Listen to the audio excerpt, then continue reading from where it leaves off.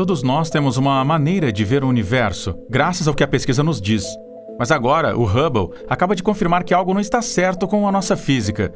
Nós temos visto isso da maneira errada durante todo esse tempo, e nesse vídeo você vai descobrir tudo o que não está certo sobre a nossa física. O Gênesis. Sem o estudo do universo, nós não saberemos se o universo está vindo, indo ou parado. É por isso que os astrônomos têm desempenhado um bom papel em descobrir sobre o universo.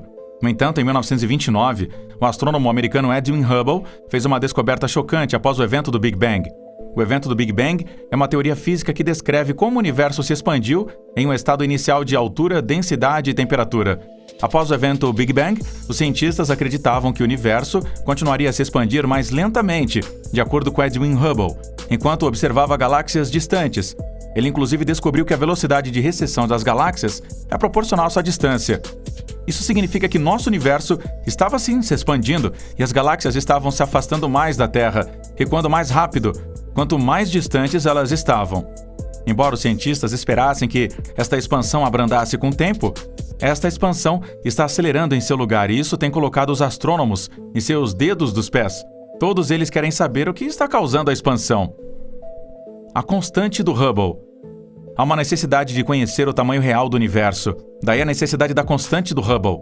A constante de Hubble tem uma unidade de quilômetros por segundo por mega por segundo. Há uma relação direta entre a velocidade de recessão de uma galáxia e a distância para a galáxia em particular. A velocidade de recessão é medida em quilômetros por segundo, enquanto a distância entre a Terra e a galáxia é medida em mega por segundo, razão pela qual a constante de Hubble tem unidade de quilômetro, segundo e mega por segundo.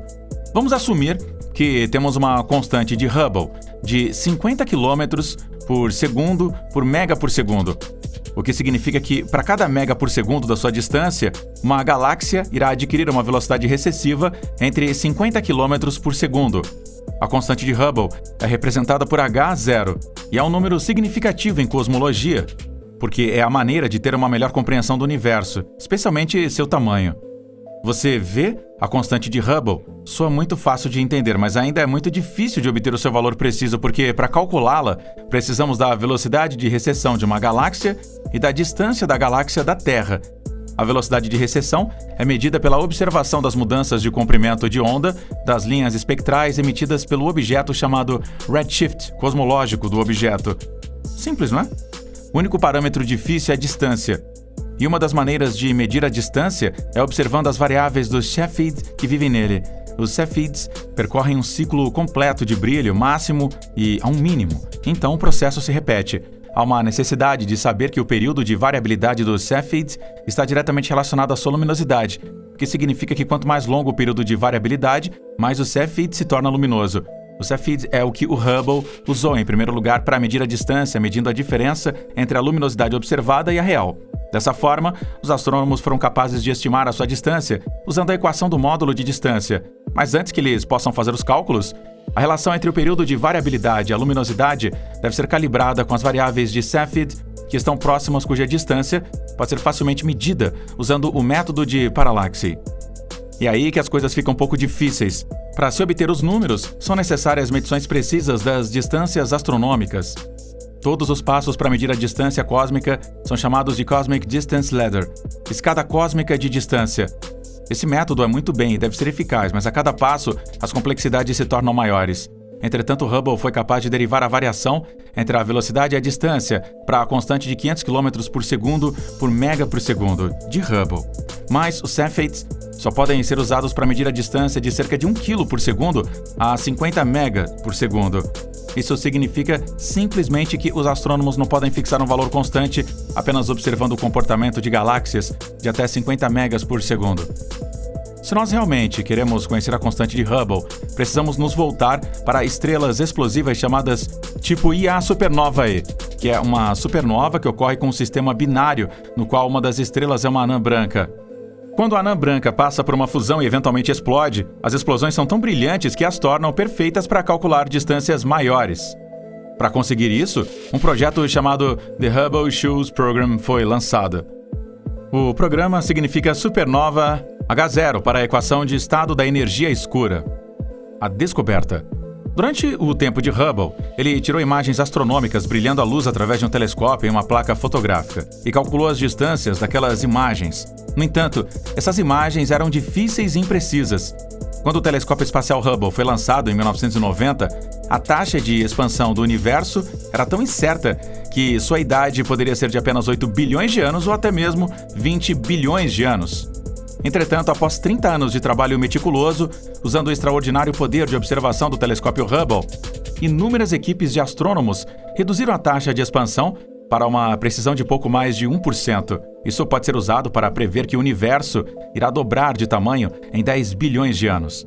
A equipe SHOES mediu 42 das supernovas mileposts, mais do que o dobro da amostra anterior de marcadores de distância cósmica.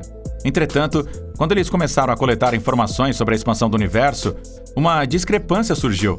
A equipe SHOES relatou uma taxa de aproximadamente 73 km por megaparsec.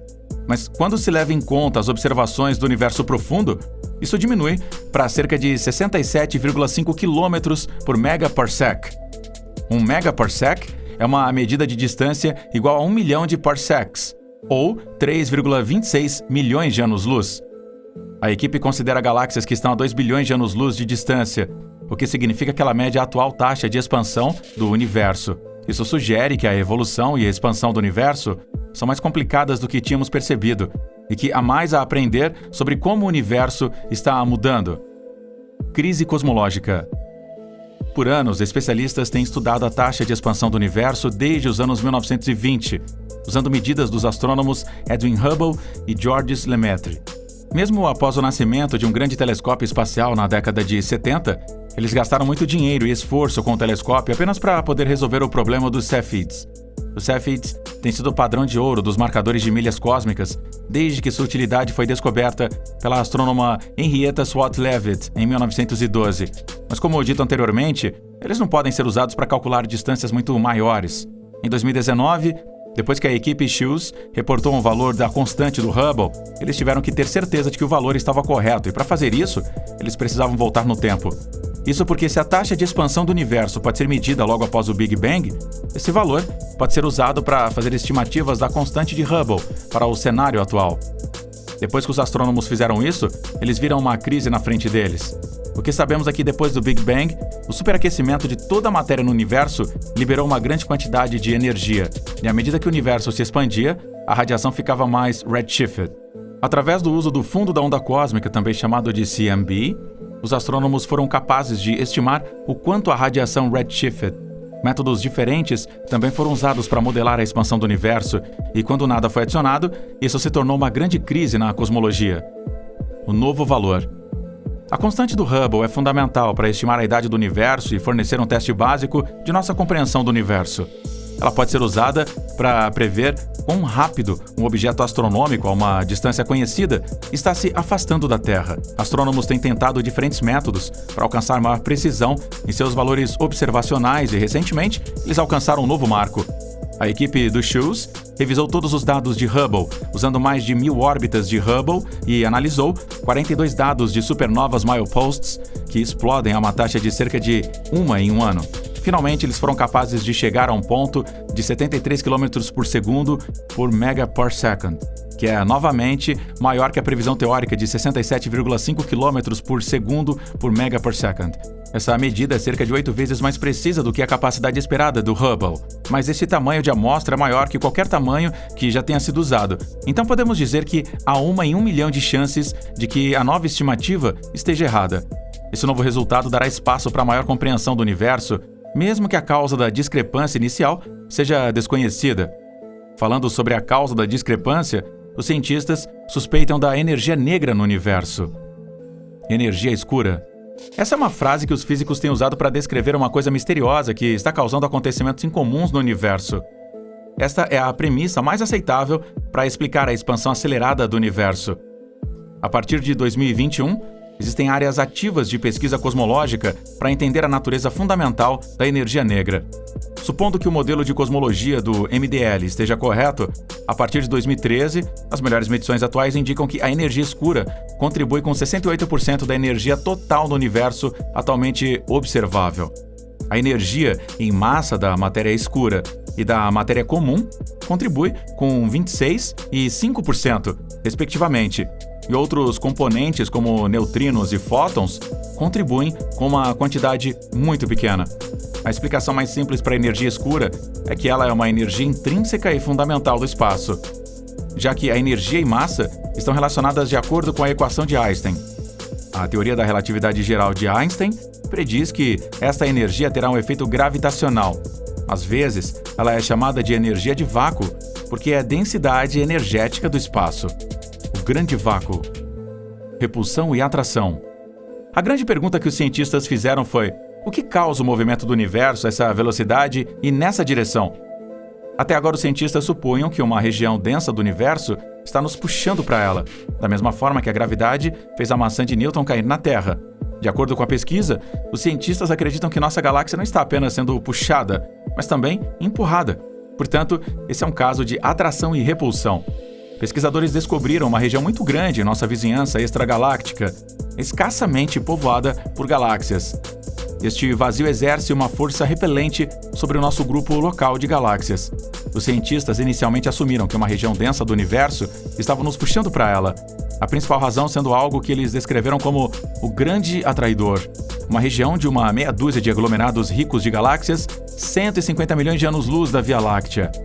Logo depois disso, a atenção foi atraída para uma área com mais de uma dúzia de aglomerados ricos, chamada de concentração Shapley, que fica a 600 milhões de anos-luz além do Grande Atraidor. Ambos os atratores estavam puxando as galáxias em direção a eles. Ao mapeamento 3D do fluxo de galáxias através do espaço, descobre-se que nossa galáxia Via Láctea está se afastando rapidamente de uma grande região de baixa densidade, antes não identificada. Como ela repele ao invés de atrair, essa região é chamada de Dipole Repeller. Além de ser puxado para a conhecida concentração Shapley, nós agora sabemos que há também um empurrão para longe do recém-descoberto Dipole Repeller. Assim, se tornou evidente que há repulsão e atração em nossa localização. A presença de uma região tão baixa de densidade foi sugerida anteriormente, mas confirmar a escassez de galáxias pela observação provou ser um desafio. Usando telescópios poderosos, entre eles o telescópio espacial Hubble, eles construíram um mapa tridimensional do campo de fluxo da galáxia.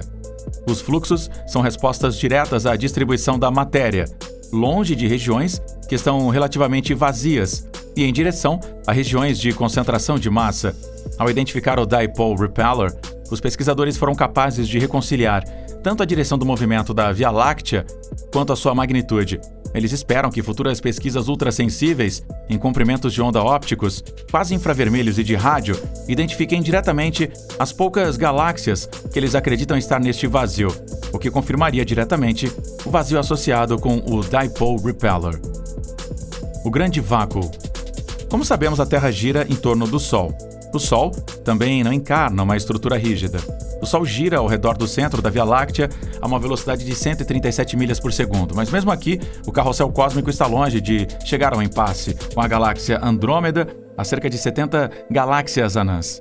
Com isso, a nossa Via Láctea é parte de um grupo local que compreende objetos num raio de 5,8 milhões de anos-luz. Os pesquisadores assumem que os componentes individuais do grupo local estão gravitalmente ligados uns aos outros com uma participação de 95%. A maior parte de sua massa visível está em nossa forma leitosa e na galáxia Andrômeda. Entretanto, os membros individuais do grupo não são distribuídos uniformemente, mas formam subgrupos individuais, dependendo de sua ligação gravitacional. Esse vazio é tão grande que pode acomodar até 500 galáxias anãs. No entanto, nós conhecemos apenas 70 galáxias neste grupo. Alguns cientistas acreditam que essas galáxias são desconhecidas por causa da matéria negra. O tamanho exato deste espaço ainda não é conhecido, mas de acordo com as estimativas, o vazio tem uma extensão de 150 e 230 milhões de anos-luz. A área correspondente pode ser dividida em 3 setores diferentes. As regiões individuais são separadas umas das outras por filamentos, e essas conexões são compostas de matéria visível e escura, que se encontra entre grandes aglomerados de galáxias e superaglomerados nas maiores escalas conhecidas. O cosmos aparece como uma espécie de teia galáctica, formada por esses mesmos filamentos. As áreas fechadas para essa estrutura alveolar são, por sua vez, chamadas de vazios. No entanto, estes vazios contêm algumas posições de galáxias e influenciam a gravidade, causando um padrão de distribuição no universo. Isso faz com que a matéria se aglomere, em termos coloquiais, como resultado de galáxias de atração de massa, e assim se juntam na forma de aglomerados e cadeias entre essas acumulações cósmicas, em áreas nas quais temos apenas algumas poucas ou nenhuma galáxia. Antes desta descoberta, os pesquisadores descobriram também que a forma leitosa é a parte de um grande aglomerado de galáxias planas. A forma local também incorpora a região fronteiriça ao sinistro vazio local. A descoberta atual é que a Terra está localizada a cerca de 23 MPC do centro do vazio local. Com o telescópio da NASA, o James Webb, entrando em pleno funcionamento, nós podemos esperar ter resoluções mais nítidas e mais conhecimento sobre o universo no futuro. De acordo com relatórios, o Webb é muito mais sensível a ondas eletromagnéticas do que o telescópio Hubble. O instrumento funciona desde a parte vermelha da luz visível até o espectro de infravermelho médio. E por causa da sua potência, esperamos mais detalhes sobre o universo em breve.